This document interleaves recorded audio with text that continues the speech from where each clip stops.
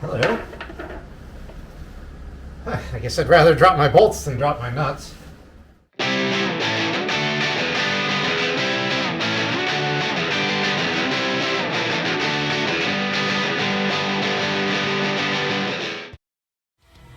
In a piece of news that is a little disappointing, I've called a couple of different fabrication places, and basically nobody wants the car on their property for even a tenth of a second to take measurements.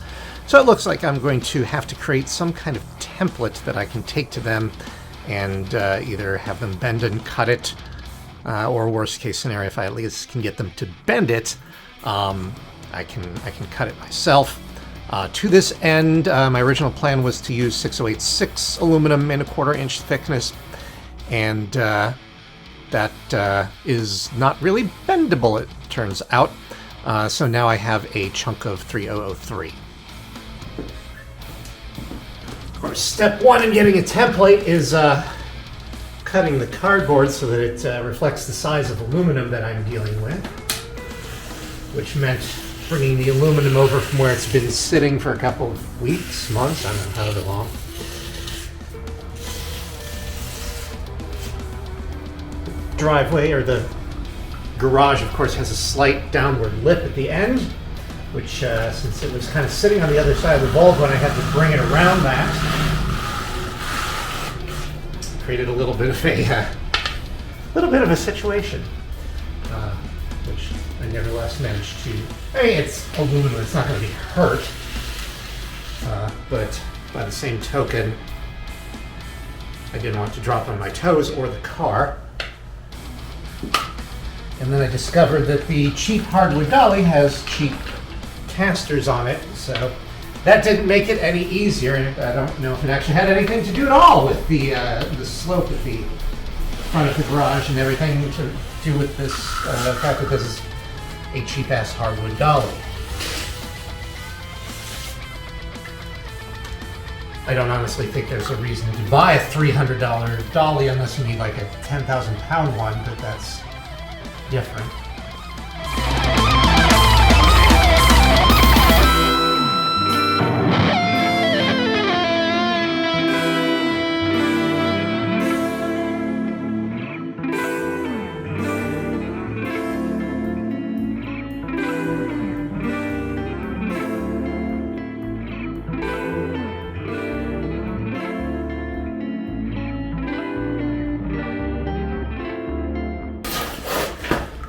Oh, critical.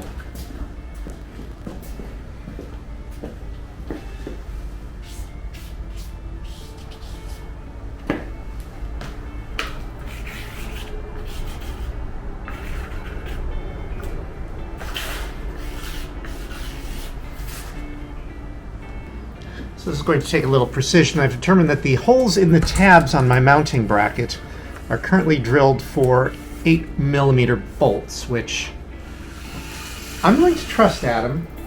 He seems to think that that's adequate, and I think I feel more comfortable with 10s, so I'm probably going to drill them out a little bit.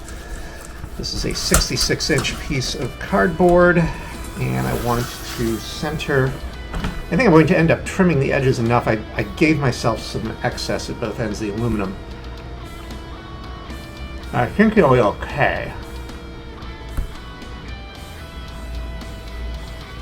If I'm not exactly centered. But then I'm gonna try, right? No, it's not very English or understandable for that. I'm sorry. Actually, if there's any dentists or dental hygienists watching, you probably understood all of that. Okay, so this want to be about a 1/2 inch back because the tabs are about 1 inch. I pre-measured them. And I brought a screwdriver over to this.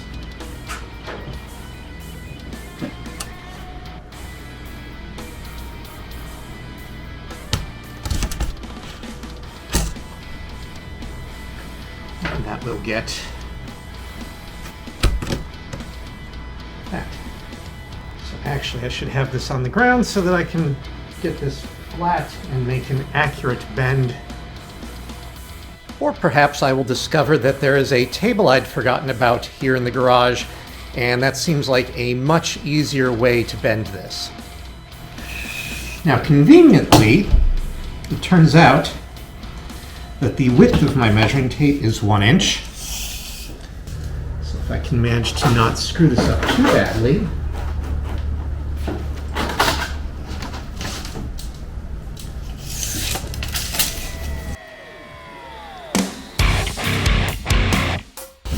And the nice thing about corrugated cardboard is it does tend to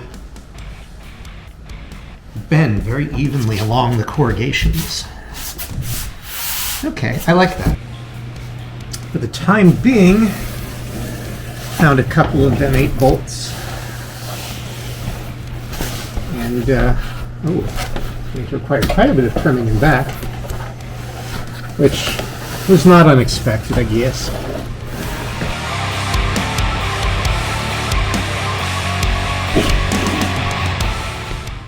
Hello again, hello.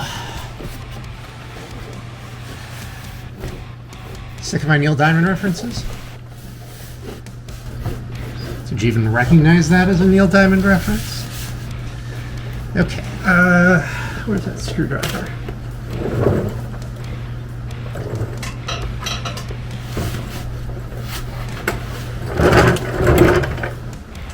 This is where I should have had this all along.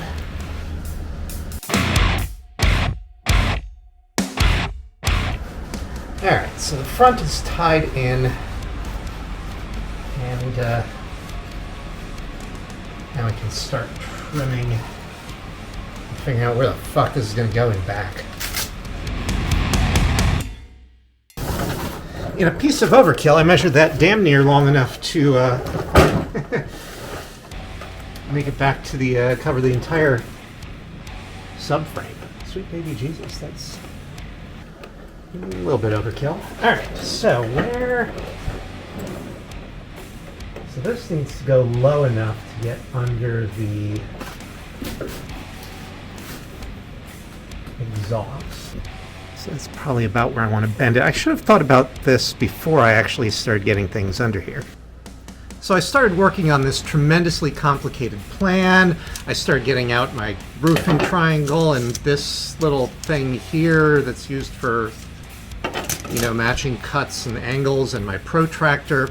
And then I was thinking that I was going to have to pull out a level and some string for a plumb bob so I could get vertical and across, and then I'd have a triangle, and I could use the sine or tangent or I don't know, whatever measurements, geometry. I would have had to refresh myself on geometry actually to basically create the angle and figure out exactly what angle that was coming down at.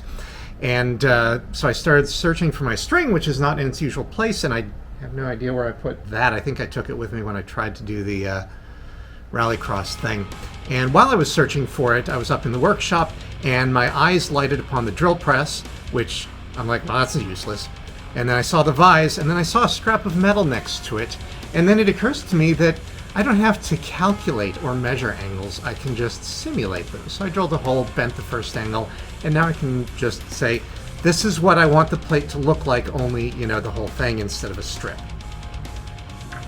Now, if I'm being really smart, which I know you have seen almost no evidence of, I will actually tape this to the cardboard so that I will have the cardboard at the appropriate angle so that my trimmings at the edge are more accurate. Okay, so let's aim that straight down the car.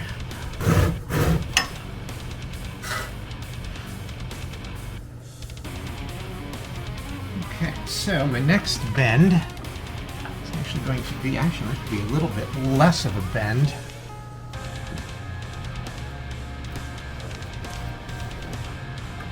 Actually, let's tighten that up.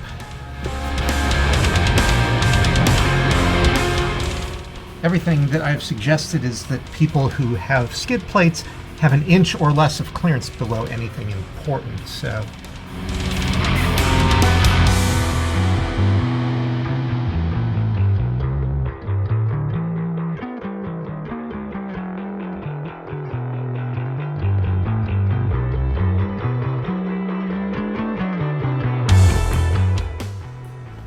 let's underbend it. I can always overbend it later.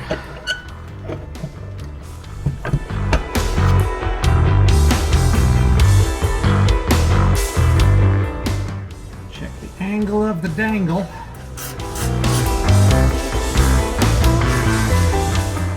Now the question is, do I keep that much length and partially protect the underframe, subframe, or do I cut it short and hook a couple of tabs up here? Because it'd be easy to put a couple of tabs up there, and that way you just drop those in, pivot it up, and you don't have to be all the way back here to mess around with the getting it on and off. So, but then you lose the protection of the subframe.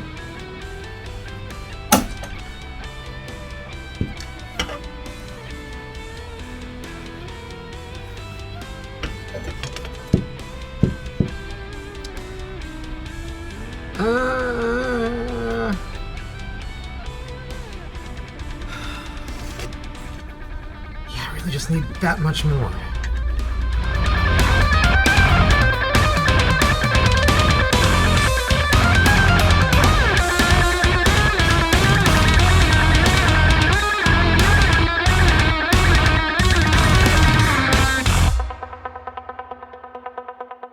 That might actually be better than I realized, because I think this is a 48-inch piece of aluminum, and the existing plate that I have is 44.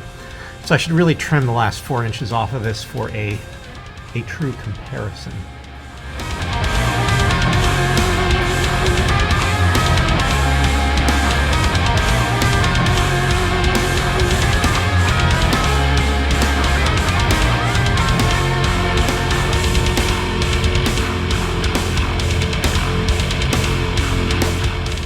Yeah, that's probably the best bet, is to bring it up here, flatten it out there, and then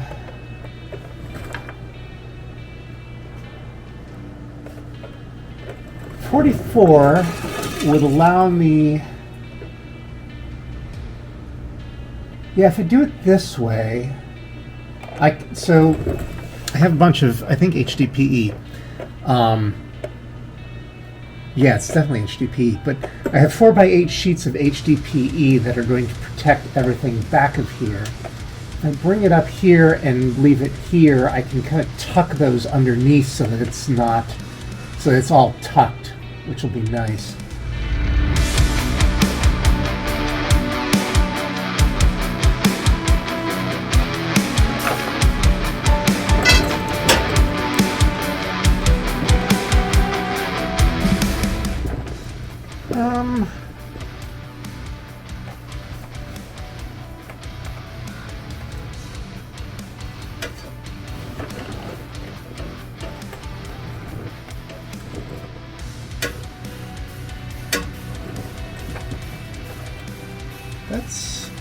That's actually pretty good.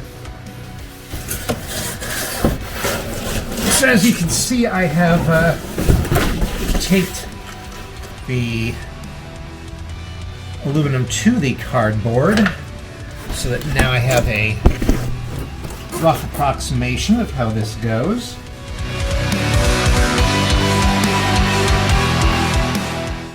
Oh hey, maybe I should actually put the upside down and the downside up.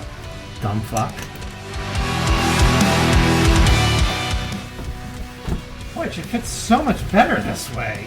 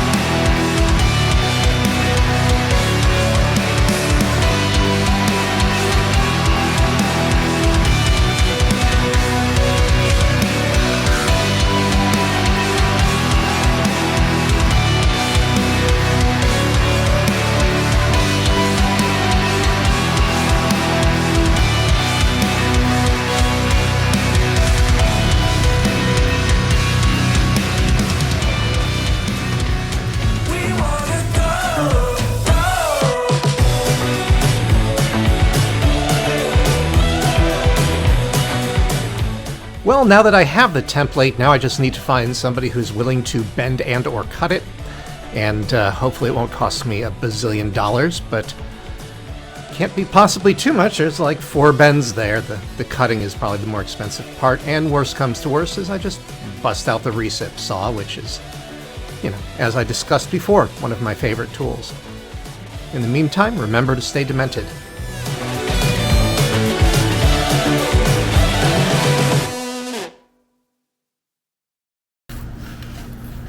This is not actually 45 degrees, this is more like 30.